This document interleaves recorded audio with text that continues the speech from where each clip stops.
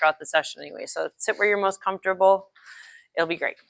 You good? I am. So you already met Dr. Lauren Falk, right? Said that right?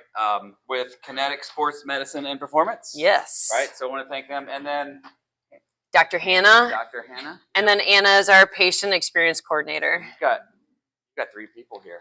So we are thankful to have you. Thank you for coming. Yeah, thank you. This is casual. You can tell she's already started. Ask any questions you want to. When you're done, we can follow up. We've got plenty of time after. Yep. We did one last year. We did a tennis elbow talk. We did it in the front lobby. Pretty popular. The one thing I'll ask of you is when you're done today or in your free time, if you think of another body part, for lack of a better word, that you'd like us to run something like this, say the word. This one came because someone asked. And she's done some other things here with us for the junior department, and Tim connected us. So we've done tennis elbow. I've had shoulders asked about. It's a big part of us in the tennis world. But if there are other things, please ask, because we're trying to do these a couple of times a year for people who would impact our members. So I'm going to hand it over to our doctors and let them go, and it's all yours. Yeah, thanks for having us. Hi, yes, thank you for coming today. My name is Lauren, Dr. Lauren, just call me Lauren, it's fine. And like we introduced Hannah and Anna, I am one of the owners of Kinetic Sports Medicine Performance. My husband is the other owner, so always fun working with your spouse. Luckily, we have different strengths, so it works out great. But so anyway, so just a little bit about us so you can understand what brought me here today and why I'm here talking with you. So my husband and I, my husband worked for the Packers as an athletic trainer, and I worked in Division I sports for 15 years, primarily with men's and women's tennis and men's soccer were my most primary assignments that I spent all those years working with, as well as track and field and everything else. We spent a lot of years in those environments, loved them. Realized if we ever wanted to see each other and or our child, we probably should maybe take a small shift of gears. But ultimately, what we also really felt is that the things and tools that we used in those environments were incredibly pivotal to people that are not professional athletes.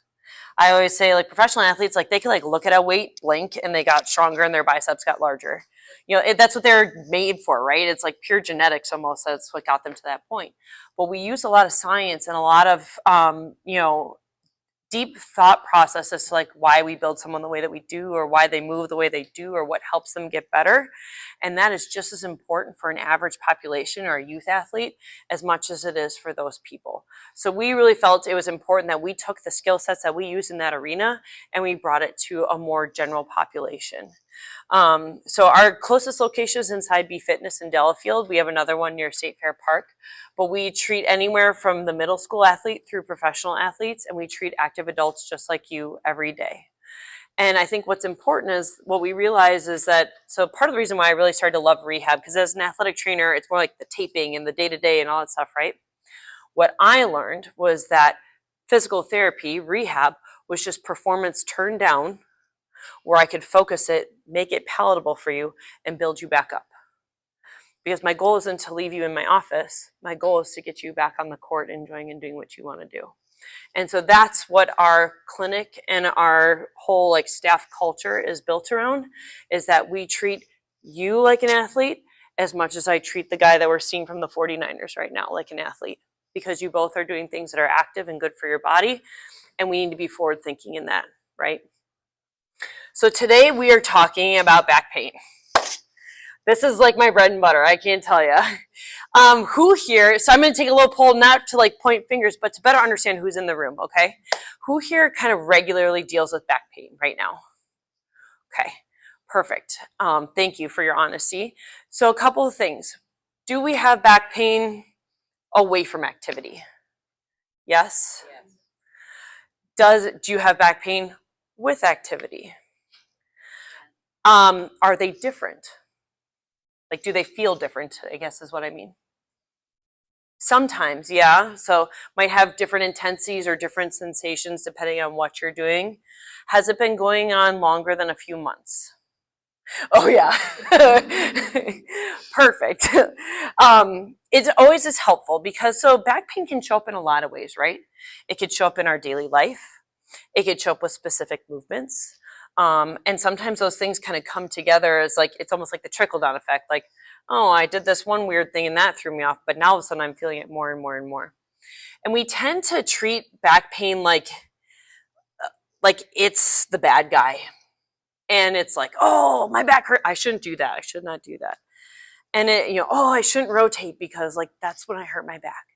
Oftentimes it's not that it was that one thing that hurt our back.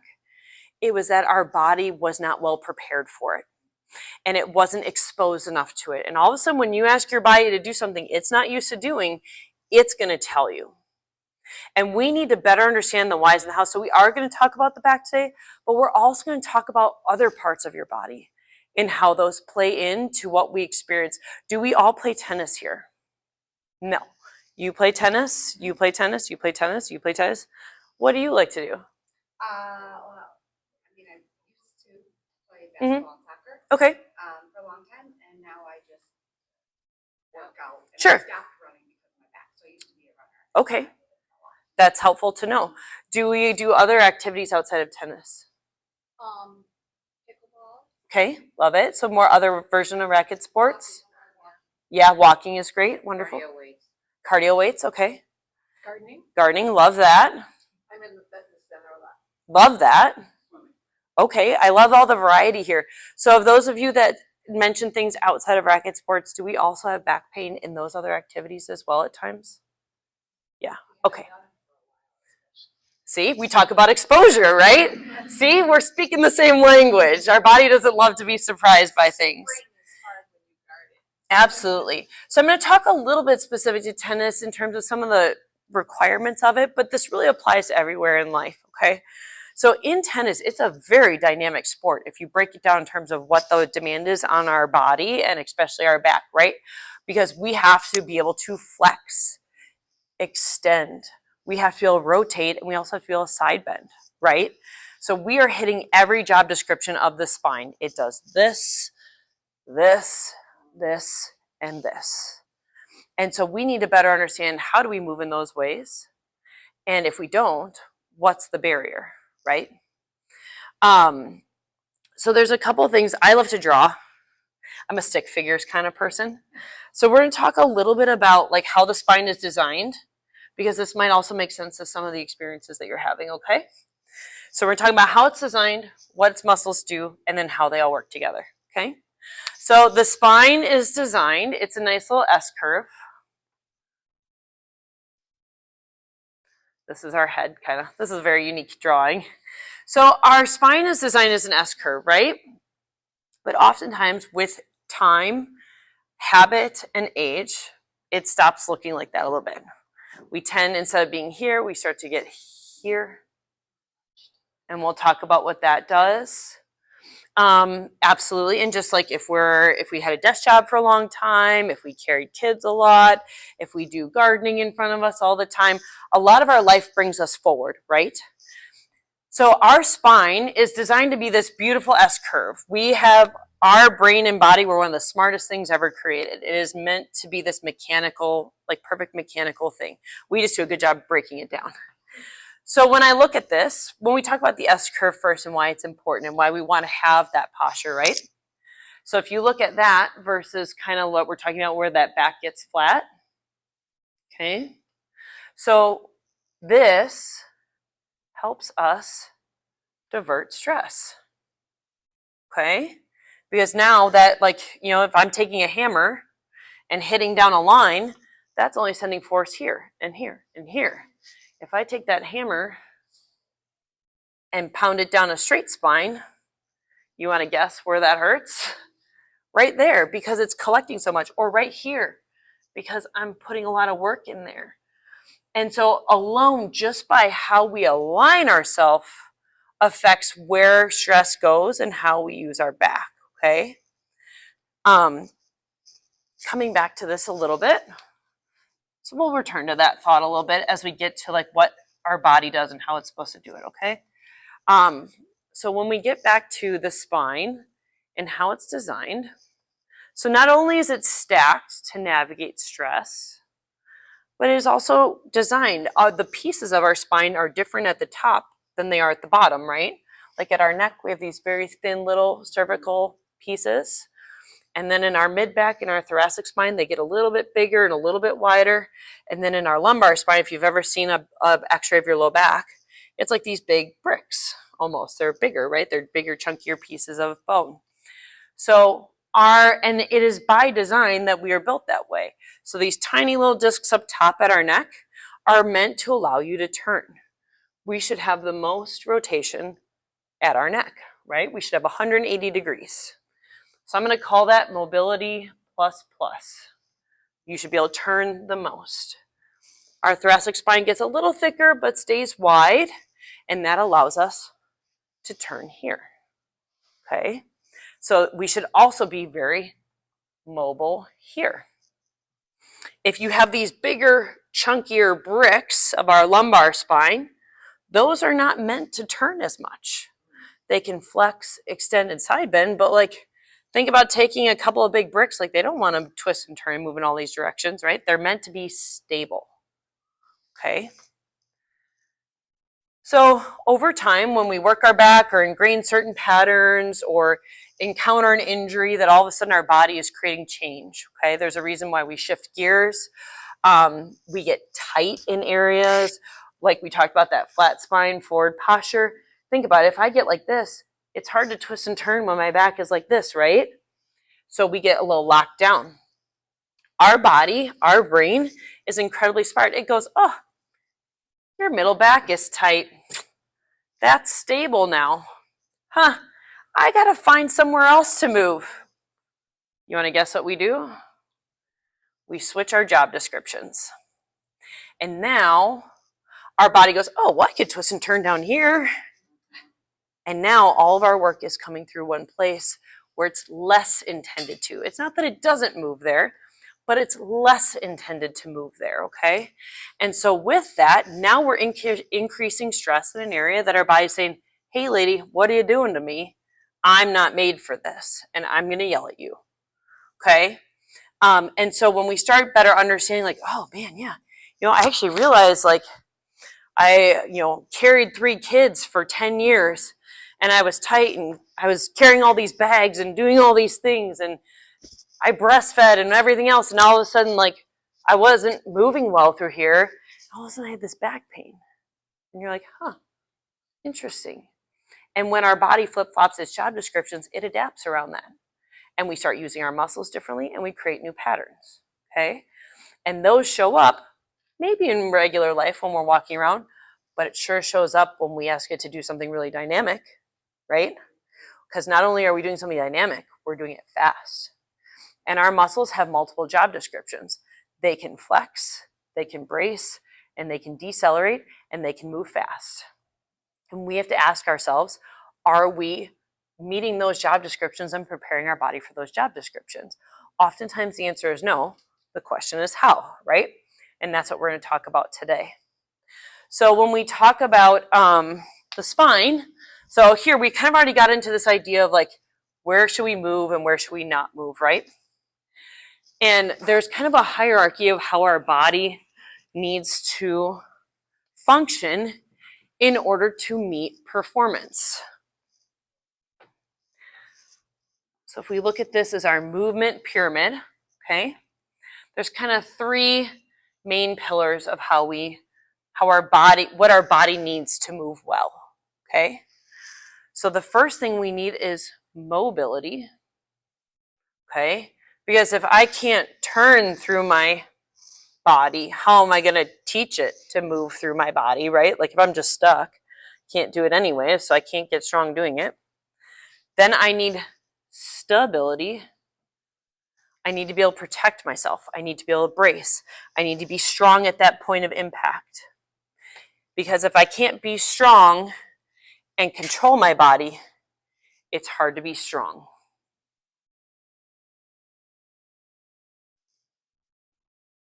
And so oftentimes if we skip some of these steps, our body's like, why are you making me lift all this weight when I can't even brace through my core or things like that? It'll yell back at you if you're kind of doing things out of order. It needs this hierarchy to organize itself and take care of itself, okay? So when we get into that, this is kind of what we need to look at is how are your bodies moving today? What are our gaps? And how do we start to fill them? Okay. So on top of that, we also have to think about the dynamics of sport. Okay. So oftentimes, how many of you have been in like a lesson with a coach or a group or something like that, and the coach is like, I need you to have more hip shoulder separation, or I need you to turn more, and you're sitting here going, I'm trying, right? I'm over here trying, and he keeps telling me, Tim, stop telling me to do all this stuff. I'm trying over here. You know, sometimes it's not your lack of effort. Yeah, it's that your body's saying, I can't meet that job description. I need something to help me prepare for that job description. Does that make sense? I often feel this, like we treat a lot of golfers, and like you'll see the coach like, oh, get in your backswing, get long in your backswing. But if you like get this guy who has a desk job and you watch him turn and he's like, ooh, well, of course you can't get to the top of your backswing because you can't turn. But it's not that coach's job to dissect that the same. However, Tim is great with his screens. He's way ahead of the game on that. But you know, sometimes it's just that our body can't meet the job. And then when it can't meet the job, that's when it yells at you with pain. Okay? I want to take one step and talk to you about your back pain with running. And we're just going to talk a little bit about how those dynamics occur, okay? Just because I would like to touch on that point before we go into our movement assessment. Tim, have you experienced my stick fingers? I mean, high quality over here, let me tell you. I do have to laugh because my son's in 2nd grade, and in kindergarten, you know, they use like drawing and coloring as like a measure of skill. And the teacher was like, I mean, I'm a little concerned. Your son still uses one color and he draws potato people still. And Michael's like, my husband, he's like, I'm in my 30s and I still draw potato people. Is that bad? And the teachers were like, oh, sorry. So I draw stick figures. I'm a hair more evolved in our family, but you know. So I also just wanted, because I'm hearing a lot about like chronic back pain. And so I kind of want to bring some of the mechanics of how our body stacks and works together to light, because I think it'll connect with you and your back pain with running, and probably some of you when you're feeling it in other places, okay? So our body has a soft tilt to our pelvis, but we're going to largely call it neutral, kind of for lack of a better term. Throwing things, it's okay. Oftentimes, especially for women, but others do as well, we get very tipped in our pelvis. Hey, I just had 3 kids. Or hey, I sat at a desk job for a long time. Or hey, I've been doing all these things around my house all day long. Like all these things kind of take us there, especially women, because we have more mobility, right? And we get very like tipped forward. So this is a very, like, I'm over exaggerating it so you can see it. Okay. See how great these are? Like tucked. Yeah. So like this. So it's like we start resting here. And how many of us do this? Yes. Right? Because it's comfy, right? So if we look at kind of what controls the pelvis and low back are directly, I mean, not only are they next to each other, but they are directly interfaced with each other in terms of how they navigate our body day to day, nevertheless, how they navigate our body in sports, okay? So you have your core muscles here, kind of like your hip flexors, your glutes, and your low back, okay? So these kind of help maintain that nice dynamic control of wherever my pelvis wants to live or go or do. They all work together to maintain that, right? We start coming here. So we're just going to do a little bit of simple math, okay? So compared to this picture, point A is closer to point B, right? So if I take point A, bring it closer to point B, what happens to my bicep? Yep, it's shorter and it's kind of like on, right? Okay. When point A is closer to point B, you can imagine the front of my hips are really tight. So our body has front and back relationships. When I flex my bicep, my tricep has to relax or lengthen, right? That leaves kind of our butt muscles in a lengthened position, okay? That doesn't mean that everyone's like, oh, my butt muscles don't work. Like, well, they do. Your nerve was never severed. they're in like a lengthened position. So instead of them being tucked here and in an ideal place, they're out here. So it's like asking yourself to do a bicep curl from out here than here. It'd feel a lot easier here, right, than if I was out here. So we're just in like a position that's more challenging to get to what we want it to do. Not that it can't, it's just a little bit more challenging. Okay, we have the second half of this equation. Point A is closer to point B. What does that leave us with? A tight low back. And then the opposite side of that is more of a lengthened core. So it's just, we live here, which is harder to be engaged and tight from here, protective and strong from here. If I live like this my whole life or for 10 years, do you think my bicep would be very strong just living tight like this? No. It's actually like a position where your brain goes, I have to do a lot of work and I'm not very strong. But if I just stay really tight, that'll let her do it too. And so everyone thinks that like stretching is the answer to making these things feel better. I will say 9.9 times out of 10, it actually comes down to strengthening it so it can let go.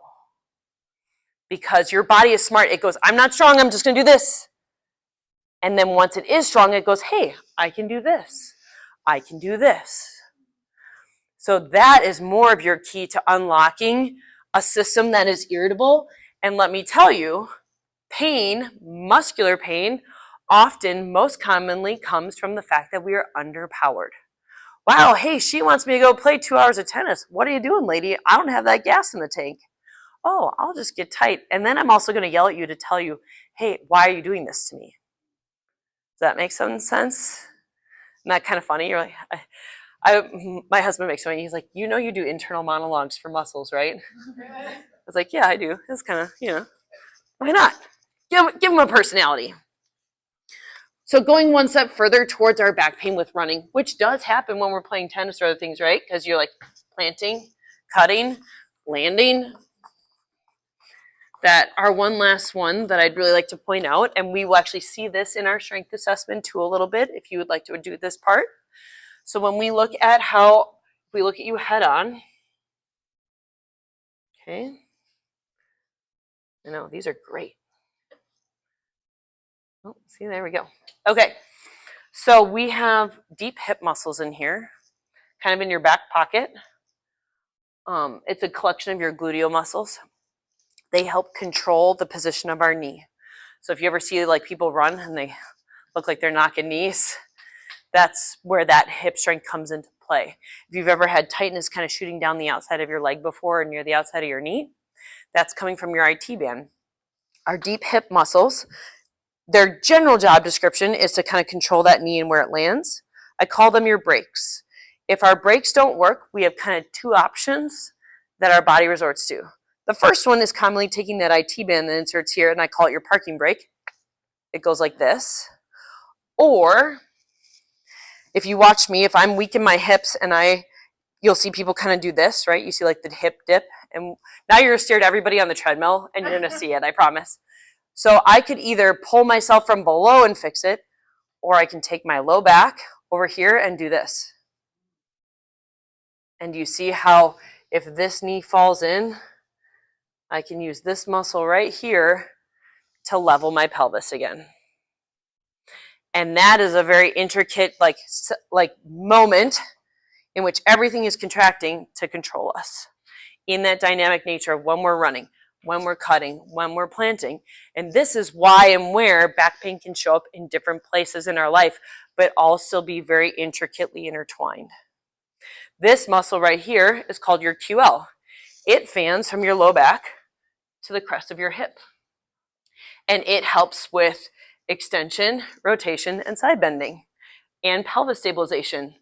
So it does its job when we're running, it does its job when we're turning to hit, and all those things.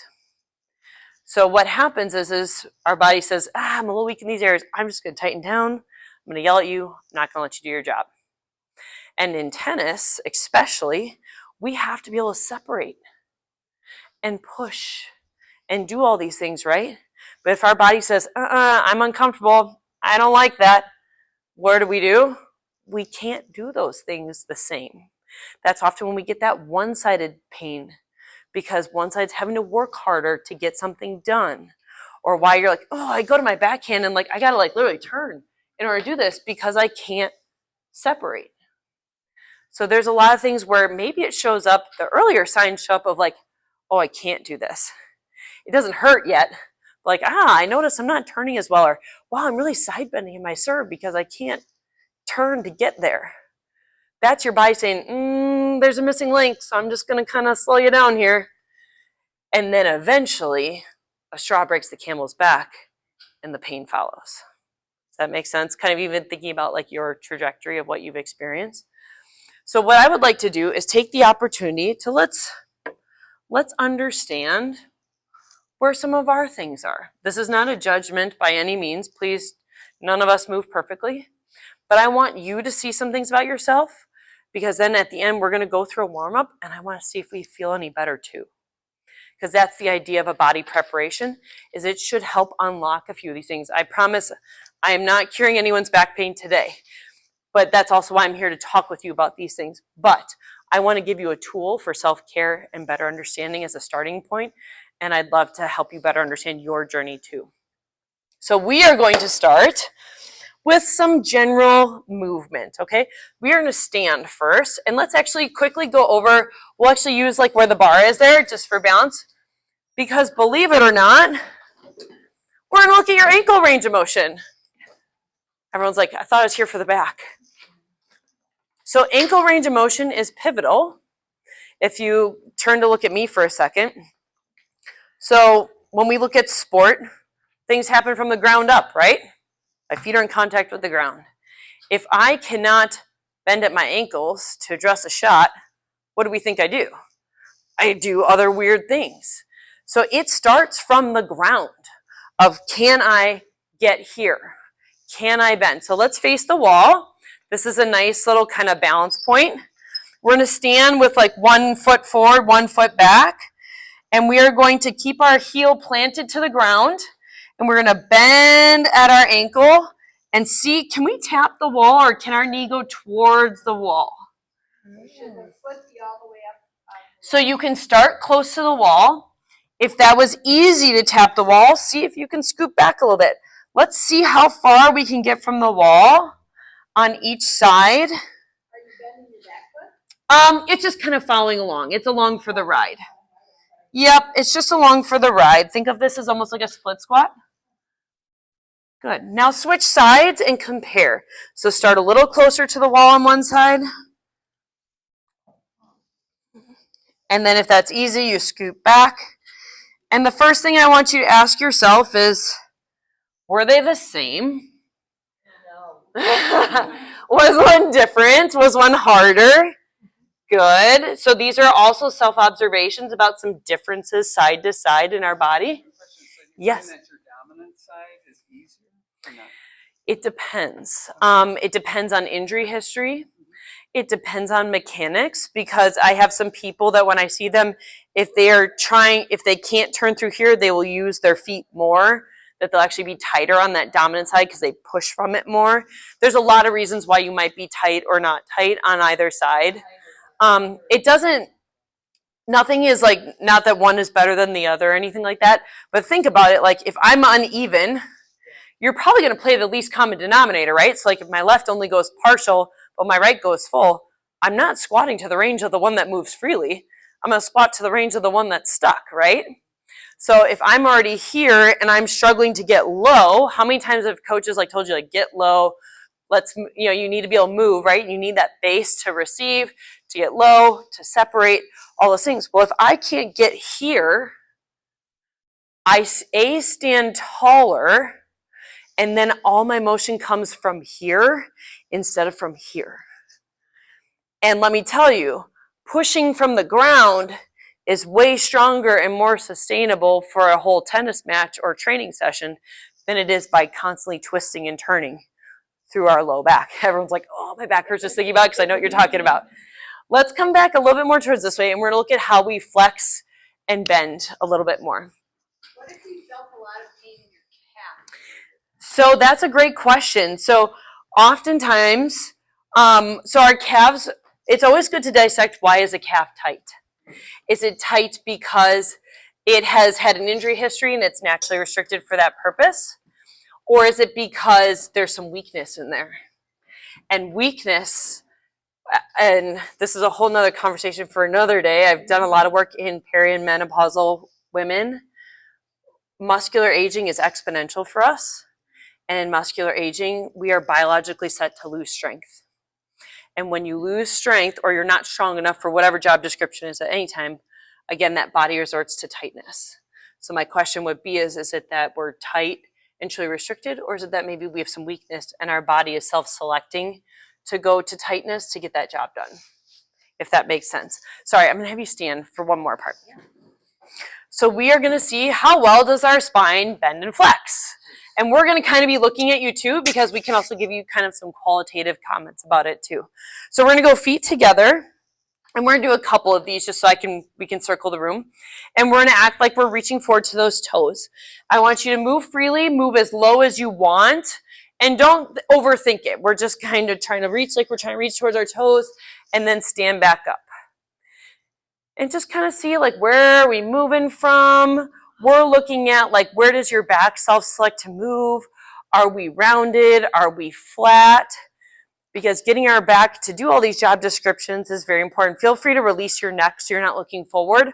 Look down towards your toes so it lets your spine kind of follow where it wants to go. Good. So now from there, you're gonna put your hands on your hips and feet probably still close together just so your pelvis doesn't move too much.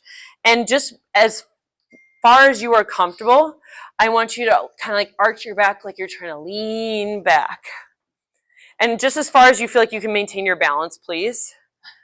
And if it's hard to lean back, you like to fold right there, my friend. Leaning back is a little harder for you, right? So go with what you can. You have a very specific hinge point there.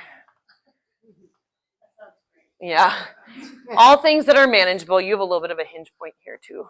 You'd almost feel it, right? Yep. Do a few reps of it where you kind of go forwards and backwards. Same thing here. You really like to bend right at that pelvis. We don't have as much movement here. No, you're fine. No worries. You actually have very nice, look at this. Can you see how she has like a C curve? Wow. So this would be like an A+. Good job. That's an A+. So if you're kind of like looking at yourself in the mirror, and that's actually a nice little tool, is like take a quick look out of the corner of your eye as to how you're moving. Because this is what we want to see, is that each part of the spine can do what it's meant to do versus it only happening in certain spots, right? Okay, so we saw flexion, we saw extension. Now we're gonna do side bending. So feet are together. This one, I really want you to think like your shoulders are in line with your hips because I don't want you to turn.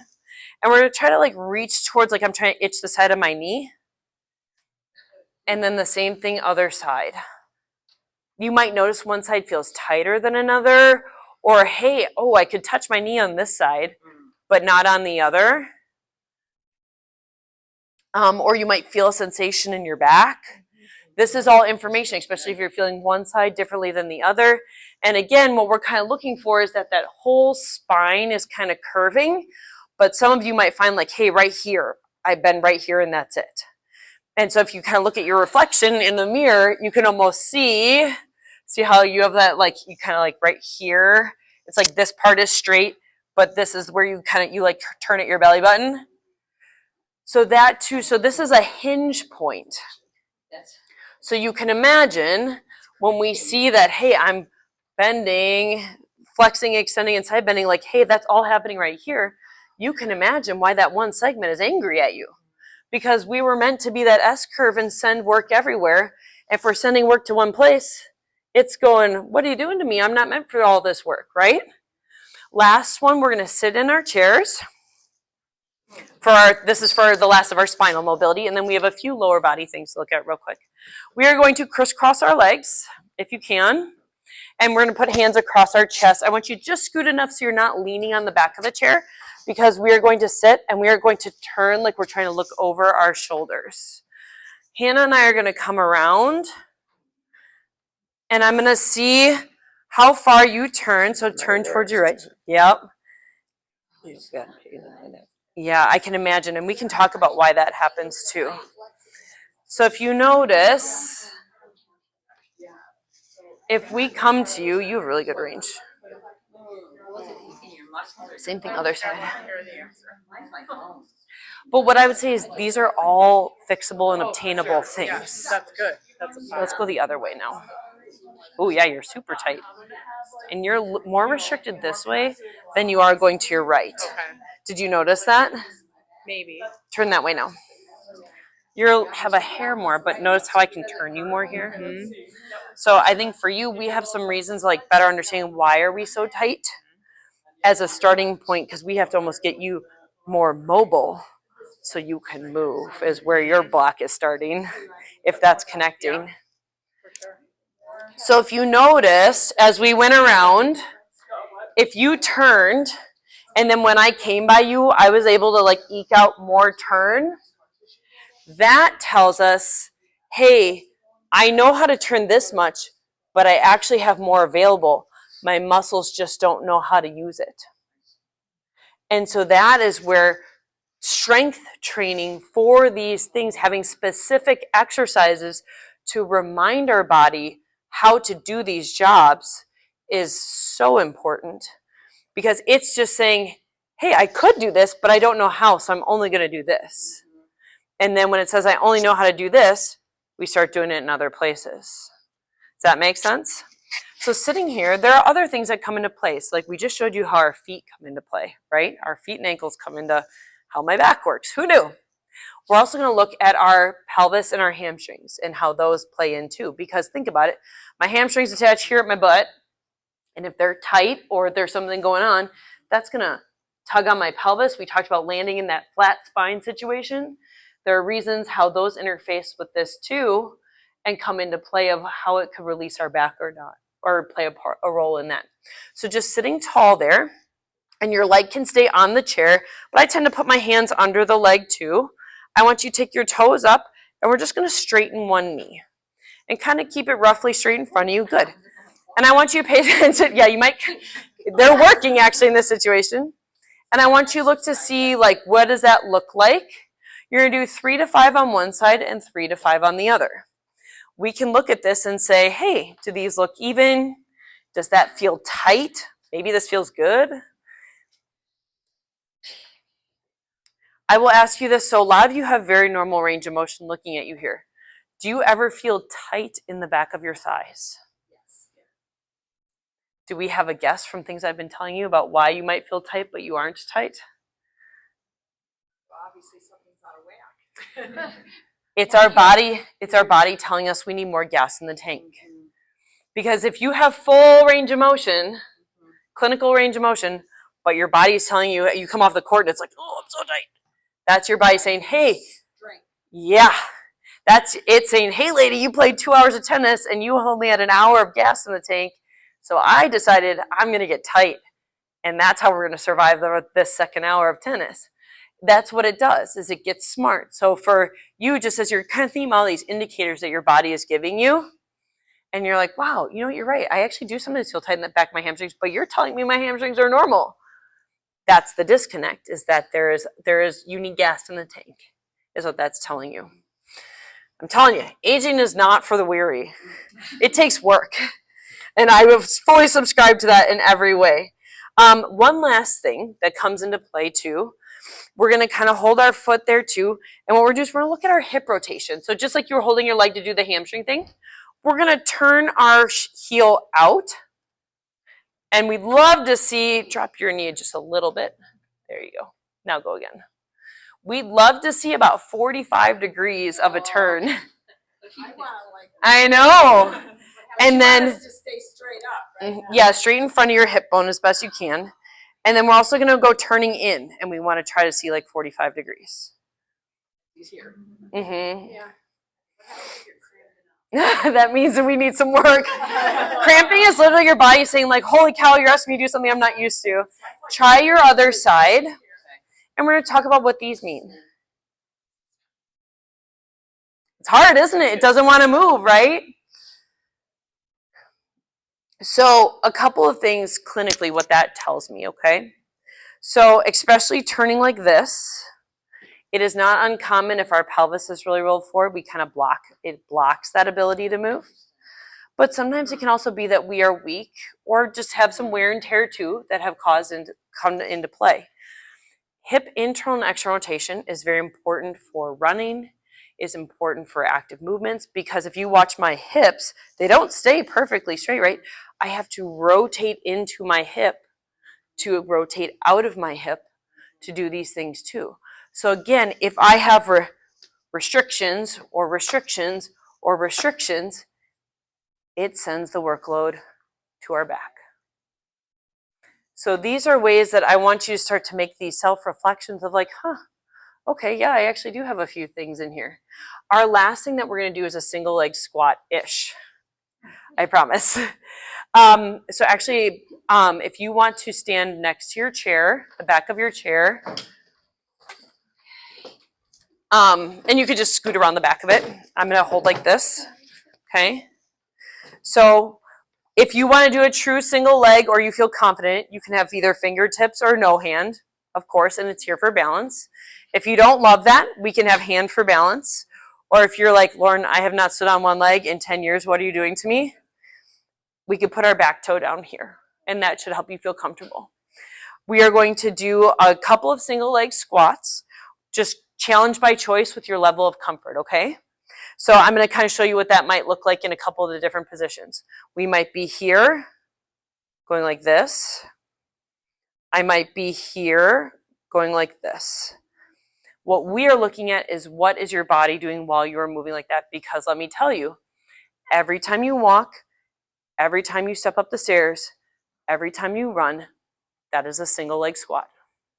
So they are very important to you, despite the fact that you might think I'm crazy that I'm going to make you do this right now. So challenge by choice of how much support you would like, but I'd like you to each do about 5 on each leg so Hannah and I get the chance to see you a little bit. And if you can, check yourself in the mirror. Can you see yourself in the mirror? Why don't you turn around so you can see yourself in the mirror? You're like, I don't want to see this.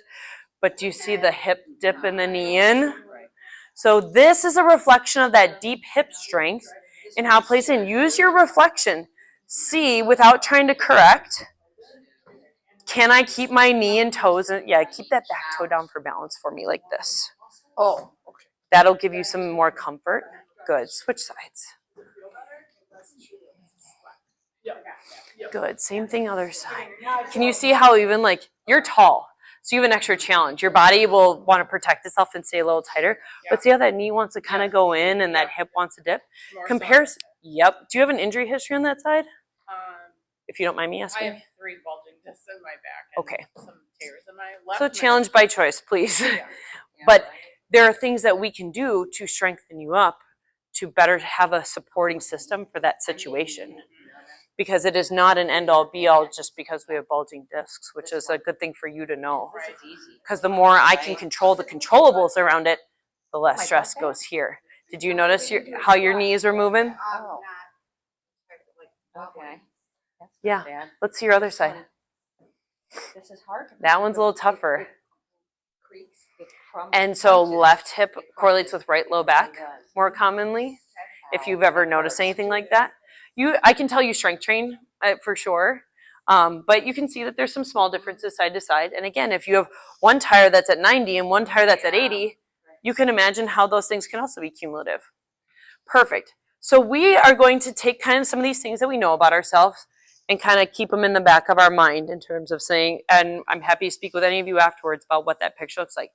What I would like to do is teach you, okay, I move okay, not great. My body clearly needs something.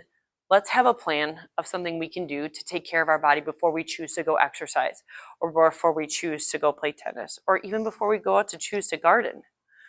Preparing your body, I always say now more so than ever, exercise is like information to your body. If I just like walk onto the court and I'm like, your body's saying, wait, hold on, what's my plan? How do you want me to do this?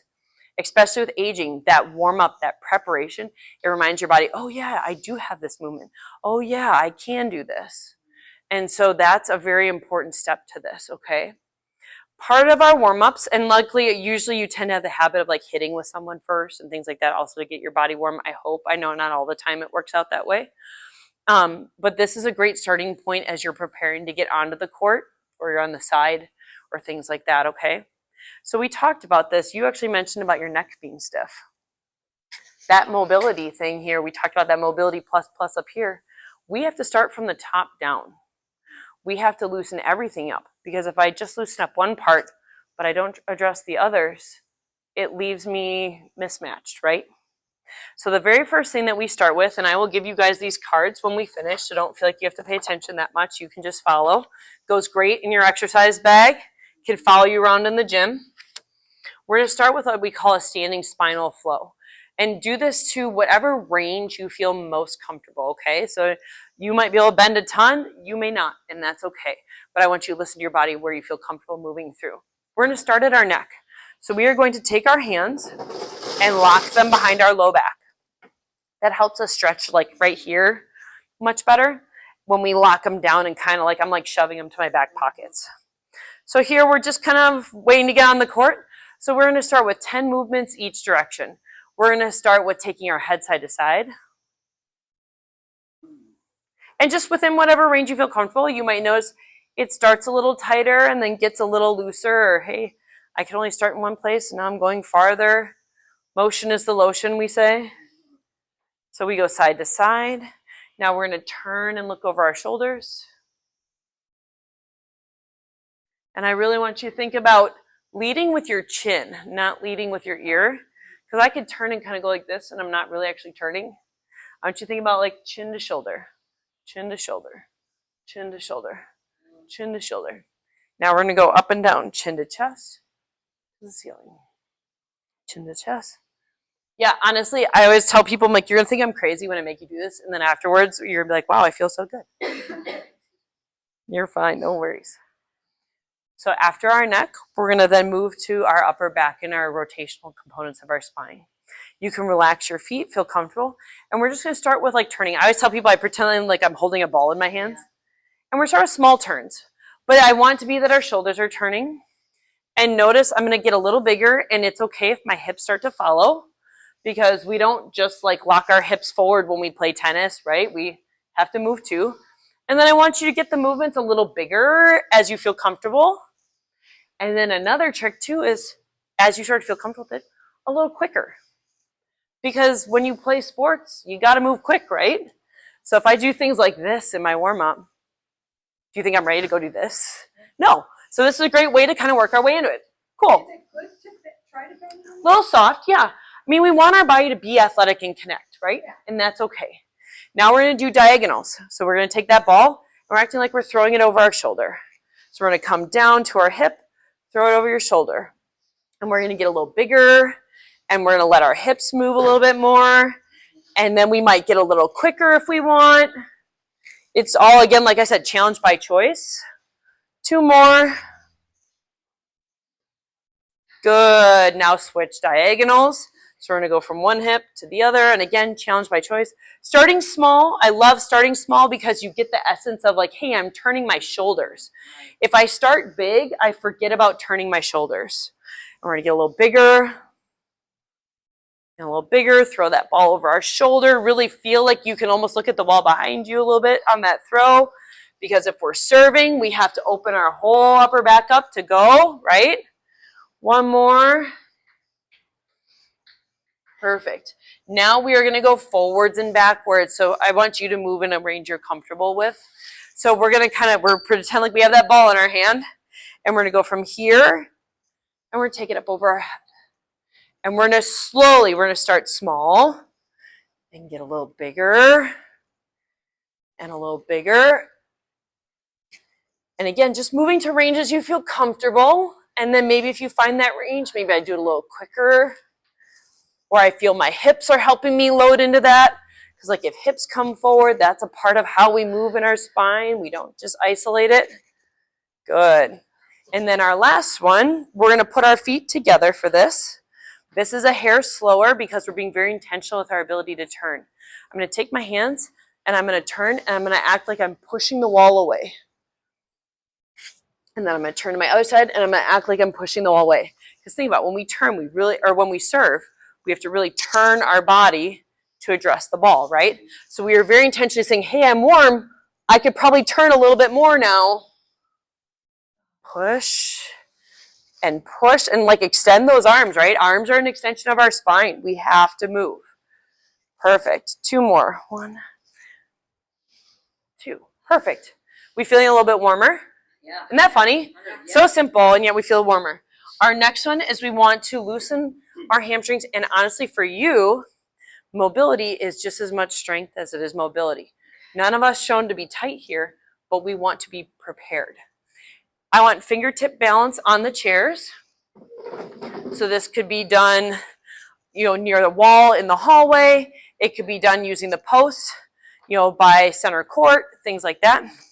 We are going to stand fingertips on something because then it calms our brain down to allow us to move more freely. We are going to put one toe back for balance. I will do it this way, sorry. I'm going to unlock my knee. I'm going to act like a teeter-totter, like I'm reaching my butt back, staying long through my spine, and coming forward. You should feel a little stretch in your hamstring. Soft knee. See how my butt reaches back and my chest goes towards the ground like a teeter-totter. And I stand up. You might feel a little bit back here. If you're really sticking your butt back, you'll feel that. This is also reminding our hamstrings how to be our brakes. So very important, you're actually doing muscular work to get warm. Same thing other side. This should feel good. Soft knee, we're reaching our butt back. A little different, huh? Yeah. And this is a great, it can become an exercise. Make sure you're more forward folding. There. We should feel a little bit in the back of our leg. It's just that my knee is softly unlocked. And if you don't like the split stance, you could stand here with 2 legs, soft knees, and we bend forward like this. And I would always encourage you to consider that as an alternative too.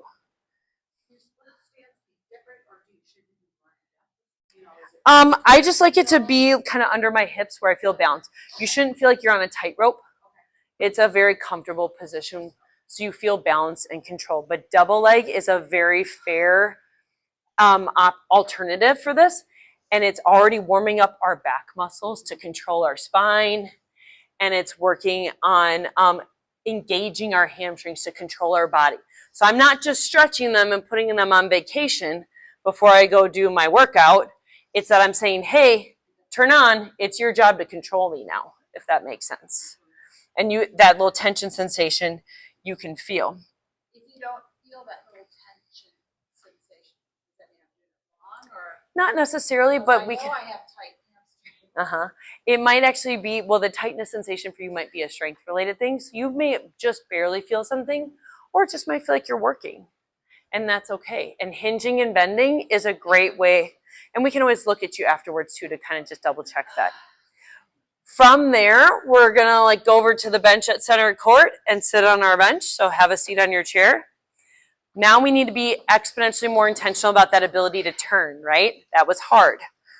So we are going to do what we call a rotate and tip. So we're gonna crisscross our legs. The front leg is the direction you're gonna turn towards. Hands go behind our head, or just near my ears. Don't pull, we're just here. We are going to sit as tall as we can. Head is towards the ceiling. Notice how your spine shape just changed, right? Things to think about when we're looking at what posture really is. Not this, it's head close to the ceiling. We are going to turn towards that front leg. We're going to take a breath in. And when I exhale, I'm going to side bend. I'm thinking about taking this elbow towards the ceiling. And then we're going to unbend, unturn, and go back to center. We're going to stay to that side. We're going to sit tall, turn, big breath in, exhale, ride the exhale. Think I'm trying to take my elbow towards the ceiling. You should feel almost a stretch even on that elbow side. Good. Unside bend, unturn. One more for me. Nice and tall. We're going to turn. Exhale. Be long through that upper elbow and come back to center and reset. Now we're going to change our crisscross. Same thing other side. We are going to turn and tip, taking that elbow towards the ceiling. In through your nose. Exhale if you want an extra stretch there. You can take another breath. Untip, unturn. Good. We're going to do 2 more. Turn and tip. Reach, reach, reach. Feel that stretch. Good. Back to center. One last one. Nice and tall. We're going to turn. Side bend. Reach that elbow towards the ceiling. Good. And back to center. From there, because we're already near center court, we have a fun little option of, so that stretch that we were doing for our calf stretch, right, where we were testing it, that will become your stretch. So you could go near the post or anywhere else where you can have balance. And we go into that split stance, and what I want you to think about is tucking our butt under us a little bit so we stretch our hip flexor while we stretch that calf. So let's go to the back of our chairs for that.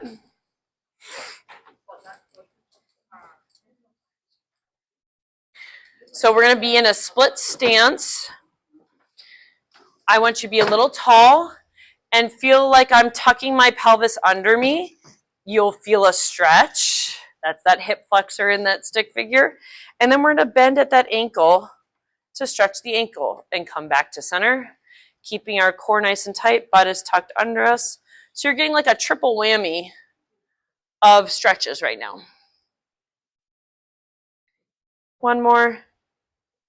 And you can see how Hannah's doing it free, which is also very fair. Right now, just under learning, I like to give you a balance point. Same thing other side. We're going to be nice and tight through our core. Butt's tucked under us, so I can really feel that hip flexor stretch too. If you're concerned about your knee, that's okay if your knee goes beyond. Knee can absolutely go beyond toes. I like it to stay kind of over our second and third toe, so it stays down the middle versus kind of going all over the place, because that'll give you a more pure stretch. I know. So now we just actively warmed up our calves, so now they're ready to do this. And then our last one, and this is a little bit of like challenge by choice if you want it, or if you have a place you can get to it, is we're actually going to do like a little wall march for core and hip strength because we saw how we had a hard time with this stuff. I will personally wipe off the mirrors for doing this, but we're going to go and put our hands on the mirrors. So we are going to make like a front plank to the window, to the wall here. Go fingertips on here just so you're not pressing too hard. You'll be fine. We're just going to be tall with a slight lean. I want us to find our head close to the ceiling so we're very tall, not slumped. And we're going to tuck our butt under us so that way we're not sway back and arch through our back. So you're actually technically engaging your core. I want you to come up and come into a march. And here we're working on engaging our hip muscles and being strong through our core. Yeah, we come up and pause. Yep, so for you, we want to focus on that knee drives forward. And we pause and hold and come back to center. You're going to do 5 on each side with like a 2 to 3 second hold. Here we're working on core strength and posture. We're working on hip flexor strength. We're working on glute strength. So these are nice ways to just pre-engage and tell your body like, hey, I'm going to move in a controlled line. This is what I'm feeling. This is how I'm going to do it. So what we like to do in the process of body preparation is more driven by activation than like a long, slow stretch. Long, slow stretches relax our body. We do not want to be relaxed going into a sport or activity. We want to be physically prepared, right? Good. This is a great, easy core stability exercise that just about anyone can do. Nice job. Come on back whenever you're ready. I love them. Yep. I do some type of warm-up every day to prepare my body for what I do. A lot of my adults, I say, hey, could we create a morning routine? You know, so now when we sit in our chair, let's just look at our ability to turn now that we did all this. So we crisscrossed our legs. We turned and looked over our shoulder. So let's be tall and look over your shoulder for me. Go ahead and turn. Ooh, that's a lot better. You see that? Cross the other way if I'm going to turn the It's other okay. way. This is just an easy assessment. But you're turning much better towards that side. Yeah. So do we see how this feels a little better? We're moving a little better. Yes. So imagine starting an activity with how you started this workshop. Versus just running out. Yes. So this is why I wanted to give you guys this tool today, was that you can see literally right here, within 5 minutes of doing this, it was literally like 7 because we were teaching you, 5 minutes of doing this, we're moving better, and I'll bet your back wasn't arguing with you as much as it did when you probably walked in here. Because movement gets blood flowing, it educates the muscles, it prepares us for what we're going to ask it to do. So I thought today, obviously I could say, hey, here's these exercises to go do at home. I know as a mom, I'm like, I don't know where I have time for this in my life. But if I say, hey, just get to tennis 5 minutes early. Get to your workout 5 minutes early and do this. This is step 1 of decreasing back pain, preparing your body for sport or activity. And it is a very good self-skill to have. So I appreciate you all taking your time today for this. I clearly am passionate about, I love teaching. I'm very passionate about helping people better understand their bodies, why we are facing the things that we're doing. And arguably, like, yes, my job is here to help you, but honestly, my job is to empower you to have the tools to be able to navigate this for the long run, right? And that's what's most important. So back pain is not the end. It is your body telling you something. And it is our job to better understand the bits and pieces as to why it's telling you that. But again, you can take control of this by starting to take care of yourself this way. You know, obviously you guys are here because you are investing in your wellness and care. And so we always, as a thank you, we always offer 50% off our evaluation. Because maybe you are realizing like, hey, that side was really weird. What am I supposed to do for this? And for you, this is a very general approach, but maybe someone needs a more specific approach to self-care, maybe some PT style exercise that you need to do to really target some things that are a root cause right now and better understand it, or maybe have a better self-care plan for your activity. So we are always here as a resource, and we have time to stick around if you have specific questions, but I'm happy to take any questions at the moment in relation to what we discussed today. Do you bill insurance, or can people give receipts to their flex benefit? Yes, so we do not directly bill insurance. However, we provide super bills. We do accept HSA and FSA. I will say what's unique and different about our setting is we are not a high frequency clinic. I'm not going to sit here, unless it's something you truly need. But honestly, I think a lot of people, I don't know anyone in this day and age that has time to go to 3 appointments in a week anymore. I sure don't. But with ours being a 60 to 90 minute evaluation, 1 hour one-on-one sessions with your physical therapist, you get a lot of really direct information and care. And I know we get people who are invested in their wellness. So you are going to go home and do your exercises and follow the videos and the prompts and the directions that we give you. So we are not a multiple times a week kind of place for a multitude of reasons. But in general, I also, with high deductible plans, we tend to be a lot more approachable too as a result of the way insurance is going in this day and age as well. But yes, we do provide you with all that information and make sure everything's coded and set, and we do use all those flex spend dollars as well. Any other questions? Can we, I know you said half off consultation, Mhm. Is there anyone else who we could refer to you, like, I know I'm interested, but I have a client who Absolutely. I know has backed up Angela's tennis. Totally. I think she can really benefit from. Absolutely. No, I appreciate that. And we love being a resource. So part of the way our clinic is designed is we do have free consultations in general. That comes back from Michael and I being in the athletic training room with our athletes and people just come walking in the door. I would rather that someone came into my door and I was able to orthopedically screen you, look at your strength, give you a thought about what's going on, and allowing you to make an informed decision about your care. So oftentimes some people we do it on the phone as well. You'd be surprised how much I could tease out in a conversation, but we do also offer in-person consultations.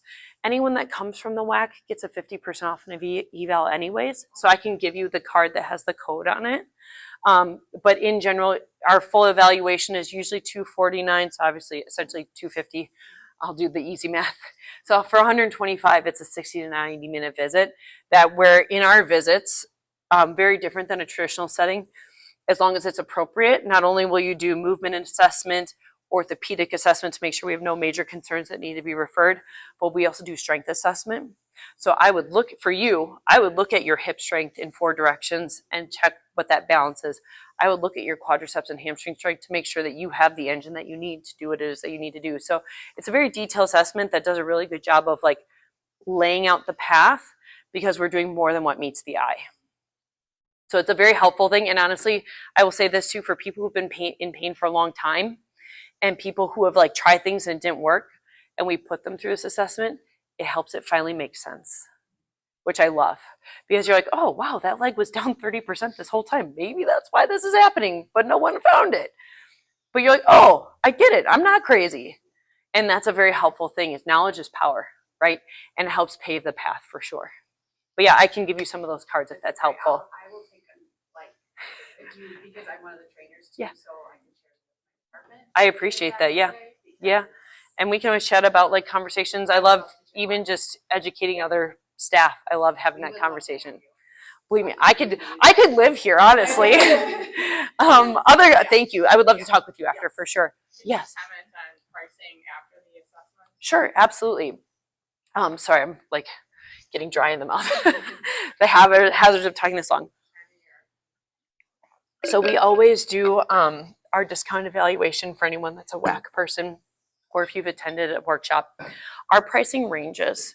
We have various plans of care. So if I look at you, so we have plans of care that are 10, 15, 24 visits, and then we have like post-surgical numbers.